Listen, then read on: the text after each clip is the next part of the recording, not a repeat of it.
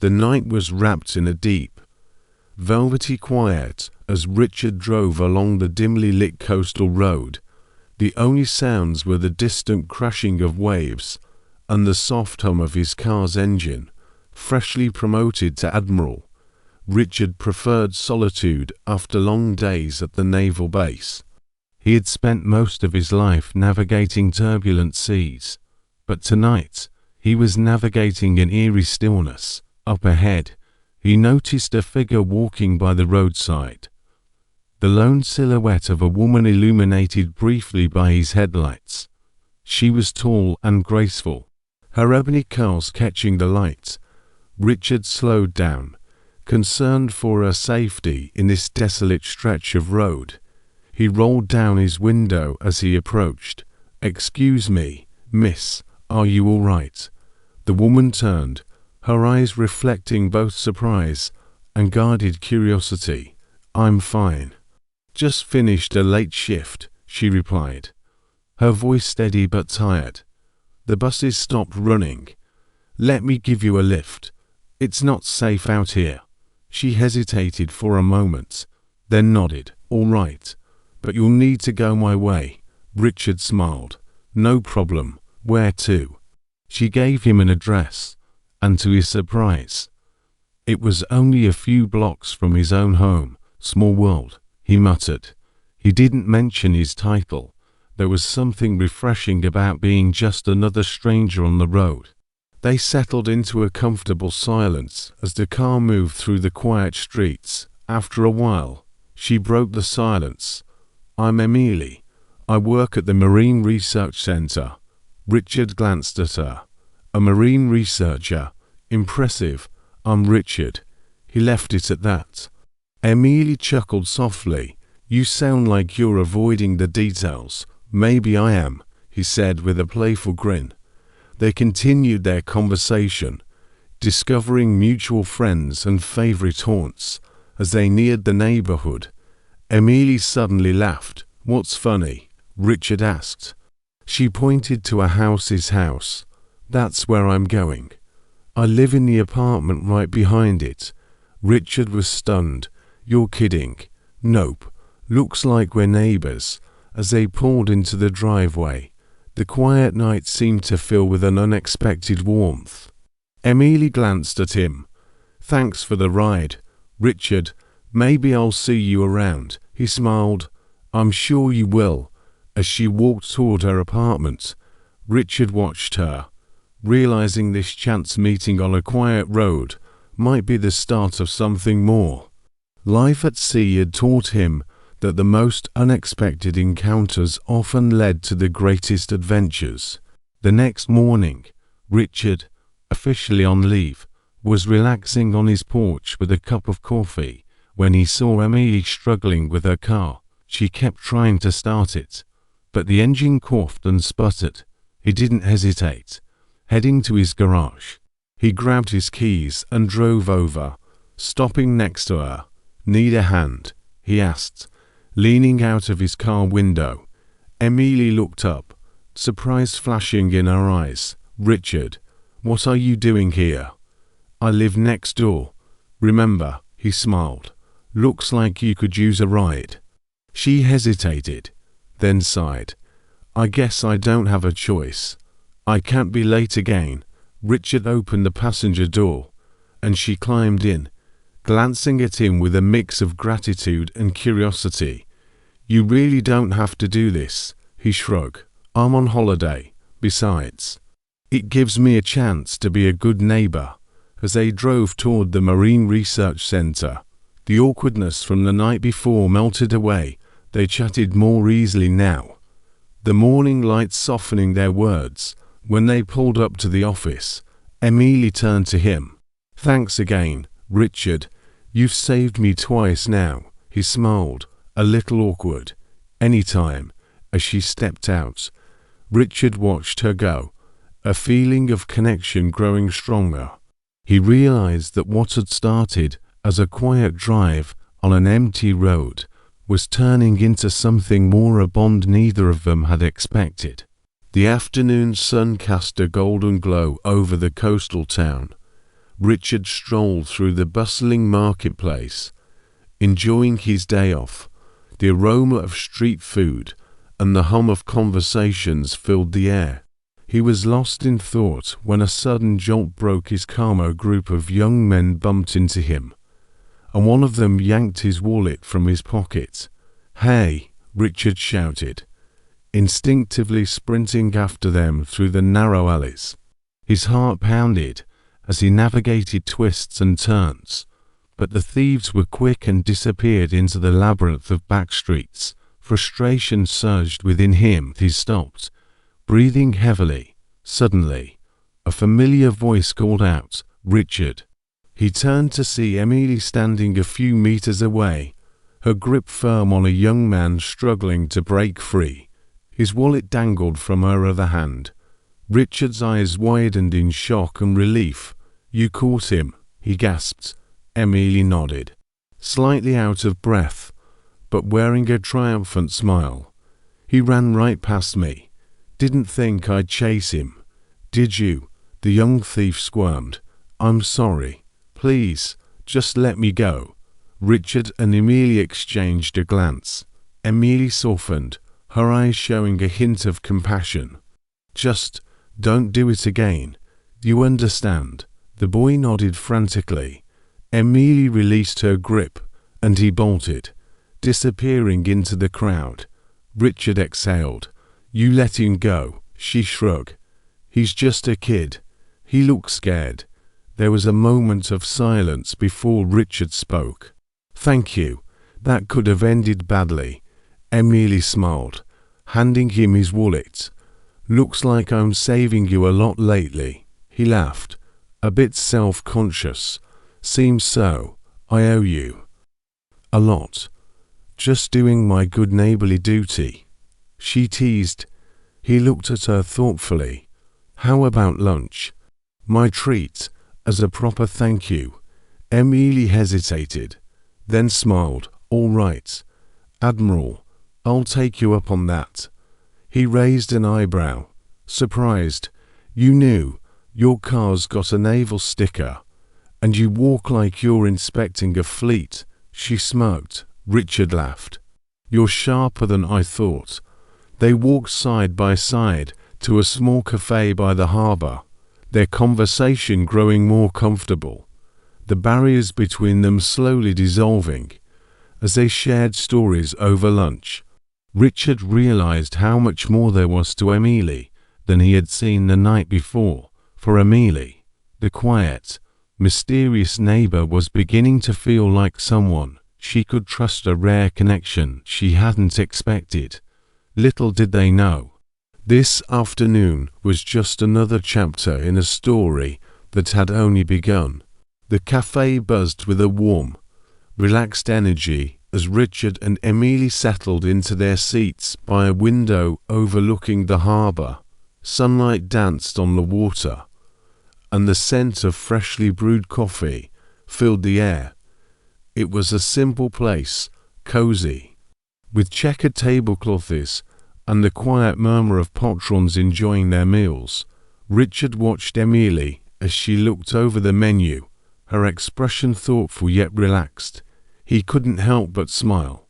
This woman had helped him twice in less than 24 hours.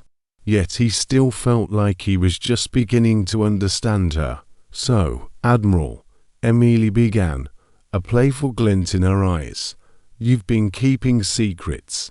He raised an eyebrow, pretending to be shocked. "You knew? Your car gave you away. The naval sticker, the disciplined posture, and the way you tried not to talk about your work," she said with a smirk. "You might be good at leading a fleet, but hiding in plain sight, not so much." Richard laughed, shaking his head. "I thought I was being subtle." Emily's eyes softened. "Why didn't you tell me?" He shrugged, his tone thoughtful. "Sometimes it's nice to be seen as just." "Richard, not Admiral Monroe. When I saw you that night, I wasn't thinking about ranks or titles. I just saw someone who needed help." Emily's smile faded slightly. replaced by a look of quiet reflection. You know, I didn't know who you were either, but I've been where you found me walking home, wondering how I'd make it through the next day. Richard leaned in, intrigued. You have, she nodded, her voice soft but steady. A few years ago, I was out of work, out of money, and every door seemed closed. There were nights I walked this same road, feeling invisible. So, when you stopped for me, I didn't think about who you might be. I just did what felt right. Her words hung in the air, heavy with meaning. Richard felt a surge of admiration. That's rare. Most people would have kept walking. Emily shrugged. Maybe, but I know what it's like to need someone to care, even if just for a moment. They sat in silence for a moment, the weight of shared understanding settling between them. Finally, Richard spoke. You're remarkable, Emily. It's rare to meet someone who sees the world that way. She laughed, a little embarrassed. I'm just me. You're the one who's impressive, Admiral.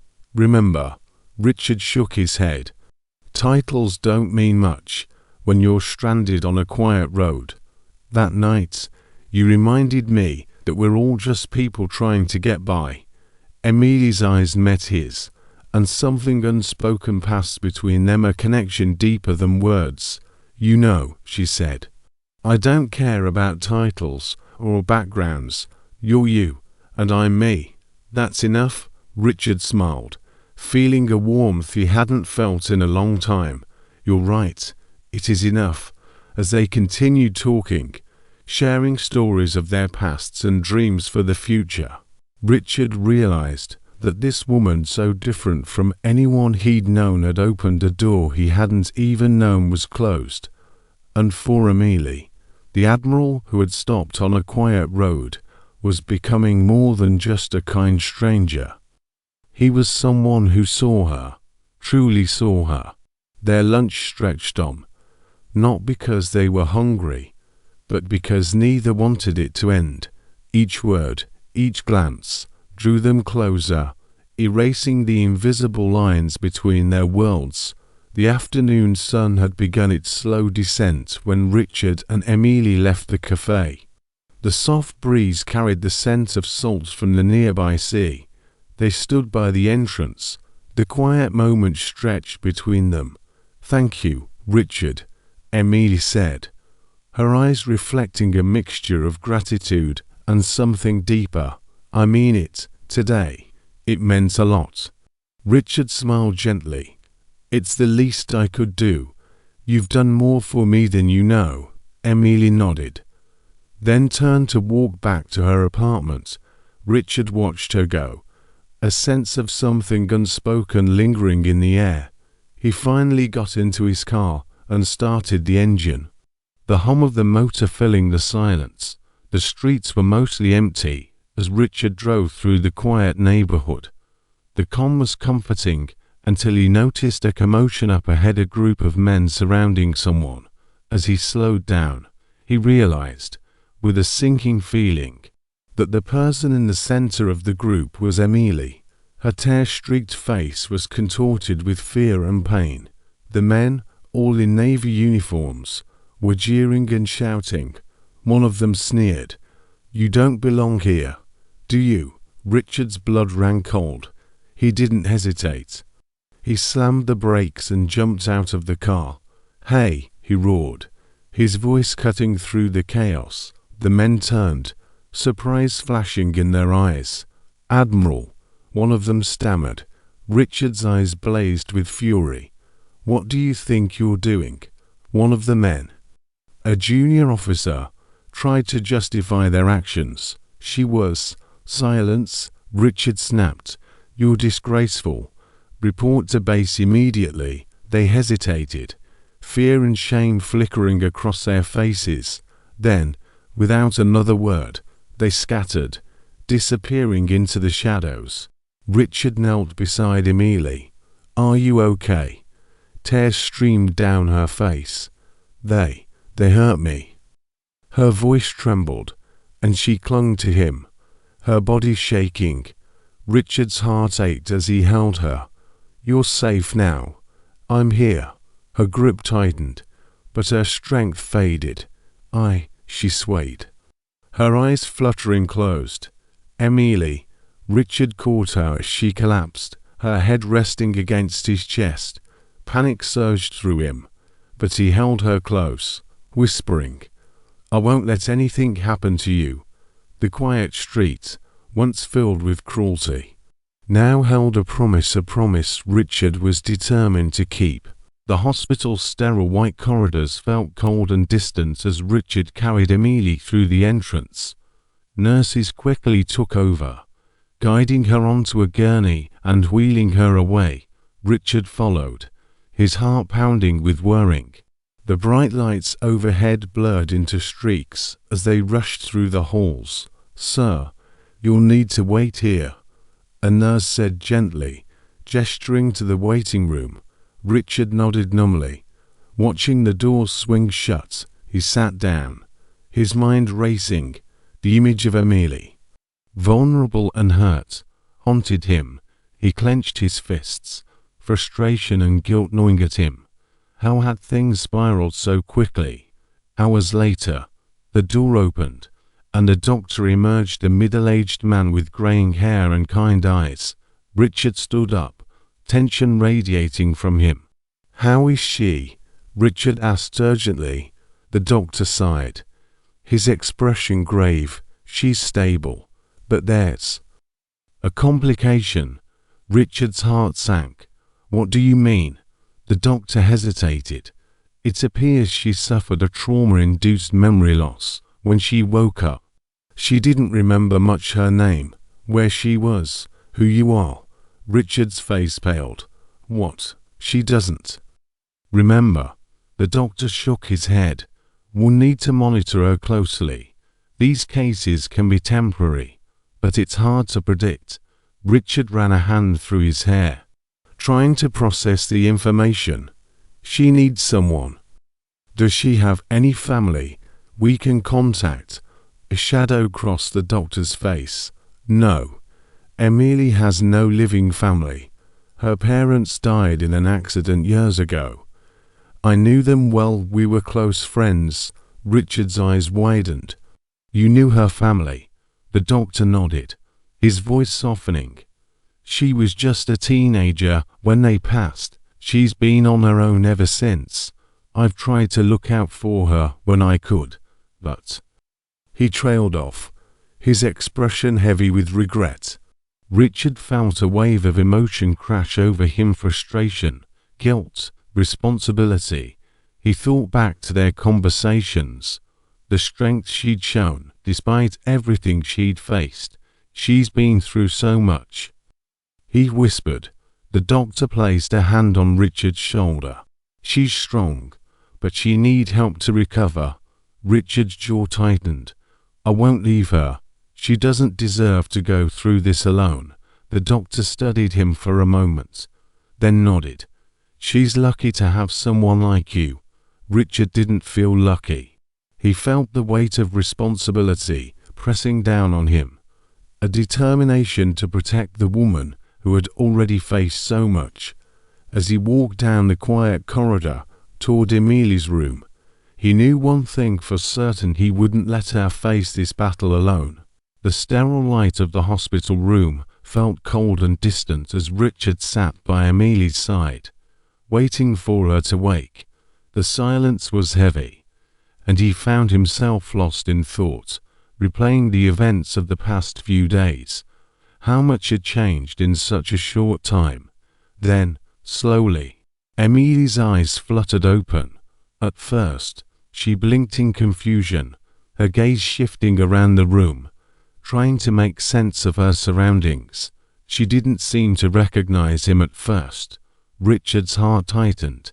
"Emily," he said gently, hoping she would remember him. But when she looked at him, there was only uncertainty in her eyes. "Who are you?" she asked, her voice soft, devoid of recognition.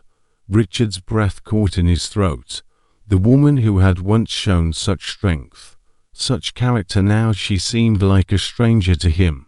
He took a deep breath, steadying himself. This wasn't our fault. I'm Richard, your future husband, he said.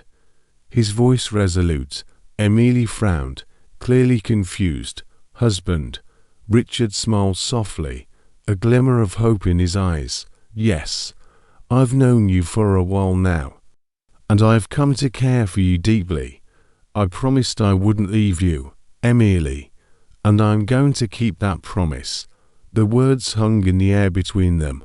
Emily looked up at him, her brow furrowed as she tried to piece together who he was, who she was, and what was happening. Richard reached out, gently taking her hand in his. I know this is all overwhelming, he continued, but I want you to know I'll be here for you, always. I'm not going anywhere.